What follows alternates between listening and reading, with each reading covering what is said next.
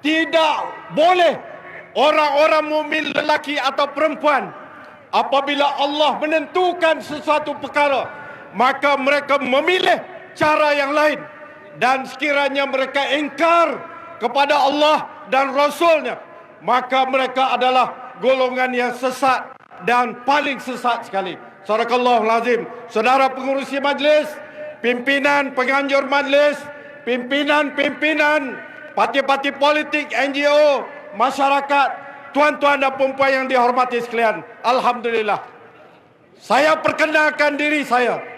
Saya seorang peguam sivil, bukan peguam syariah.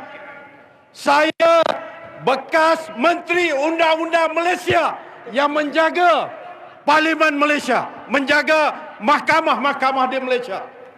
Dan juga saya adalah Setiausaha Agung PAS. Oleh itu, walaupun saya peguam pada hari ini, saya tidak akan bercakap bahasa peguam. Saya akan bercakap bahasa rakyat jelata untuk kita faham pada hari ini. Tuan-tuan dan puan-puan yang dihormati sekalian, melihat perhimpunan pada hari ini, saya bersetuju dengan Cikgu Zai. Kita ingat pada tahun 1950 yang lalu, lebih 50 tahun yang lalu, berlakunya satu peristiwa di Mahkamah Singapura, iaitu peristiwa Natrah. Peristiwa Natrah ni, tuan-tuan, hanya satu kes di mana seorang gadis Islam hendak dimurtadkan oleh Mahkamah British. Beratus ribu rakyat tanah Melayu telah turun ke Singapura. Berpuluh orang terbunuh, beratus-ratus orang telah cedera. Tapi bezanya kita pada hari ini, alhamdulillah, kita tidak diganggu-gugat ataupun disekat oleh pihak keselamatan sebagaimana polis Inggeris pada tahun 50. Alhamdulillah. Tuan-tuan dan puan-puan yang dihormati sekalian, saya nak sebut kepada tuan-tuan, negara ini pada asalnya bernama Tanah Melayu. Dalam sejarah perundangan, dalam tahun 1927, dalam satu kes di Mahkamah British, kesnya bernama Ramah melawan Latun. Hakim-hakim Inggeris telah menyatakan dalam penghakiman mereka bahawa Muhammadan law is the law of the land. Maksudnya apa, tuan-tuan?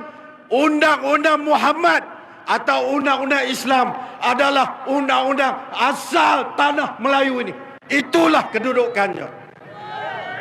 Walau bagaimanapun, apabila kita merdeka tahun 1957, Perlembagaan Persekutuan telah dirangka oleh jawatankuasa Lord Reid yang hanya meletakkan Islam sebagai agama persekutuan saja, dan juga undang-undang Islam dibahagi-bahagikan antara persekutuan dan juga negeri-negeri.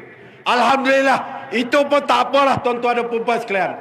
Jadi pada hari ini, daripada hasil perlembagaan semasa merdeka, kita negeri-negeri dibenarkan membuat undang-undang ataupun enactment syariah untuk digunapakai oleh orang Islam.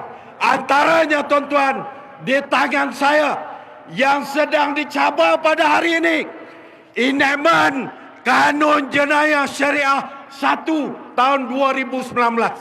Tuan-tuan dan puan-puan yang dihormati sekalian, ini adalah undang-undang yang sedang berkuat kuasa di dalam negara kita, khususnya di dalam negeri Kelantan, sebagaimana semua 14 buah negeri, Sabah dan Sarawak termasuk, mempunyai enactment di peringkat negeri masing-masing. Enactment ini, tuan-tuan, adalah satu undang-undang yang telah diluluskan oleh Dewan Undangan Negeri. Dan saya nak tunjukkan kepada tuan-tuan proses meluluskan undang-undang ini. Apabila diluluskan oleh DUN, ianya diperkenankan oleh ke bawah Duli Yang Maha Mulia Sultan di negeri itu. Saya nak sebut, enactment Kanun Jenayah Syariah 1 Kelantan telah diperkenankan oleh ke bawah Duli Yang Maha Mulia Sultan Muhammad Kelima, Sultan Kelantan dan ia menjadi satu undang-undang. Telah digazetkan berkuat kuasa pada 31 Disember tahun 2020. Inilah kedudukan undang-undang yang ada pada hari ini. Undang-undang ini, tuan-tuan, enactment ini adalah satu enactment yang hanya merangkumi kesalahan syariah yang melanggar 5 elemen maqasid syariah, iaitu penjagaan agama, penjagaan diri dan maruah, penjagaan akal, penjagaan harta dan penjagaan keturunan.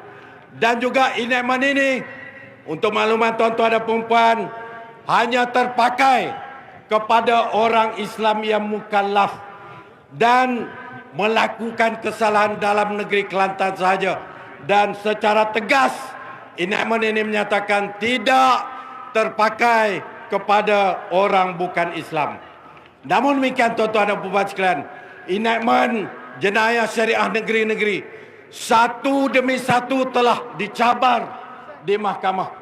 Banyak kes-kes yang telah disebutkan tadi. Saya nak sebut kes Iki Putra Mubarak, seorang lelaki Islam yang dituduh meliwat di bawah Seksyen 28 enactment jenayah syariah Selangor. Dalam masa membela diri, beliau mencabar Seksyen 28 ini di mahkamah ini. Dan mahkamah dalam kes Iki Putra membuat keputusan Seksyen 28 enactment jenayah syariah Selangor tidak sah dan bercanggah dengan perlembagaan. Maka Iki Putra lepas daripada hukuman di bawah undang-undang syariah ini. Itu Iki Putra, tuan-tuan dan puan-puan sekalian. Tetapi sekarang ini bertolak daripada Selangor, telah berjangkit di Kelantan. Iki Putra hanya satu seksyen, Ni Ilin Zurina 20 seksyen. Dia minta supaya Mahkamah Persekutuan, the highest court in the country, mahkamah paling tinggi, untuk membuat keputusan ini. Dia meminta deklarasi 20 seksyen sebagai tidak sah, termasuk Seksyen 14, iaitu kesalahan liwat sebagaimana kes Iki Putra.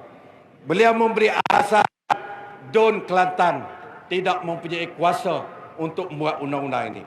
Jadi kita mengharapkan, walaupun kita tidak bersetuju dengan banyak perkara keputusan mahkamah, kita mengharapkan pada hari ini Mahkamah Persekutuan akan membuat keputusan menolak permohonan Ni Ilin ini, insya-Allah.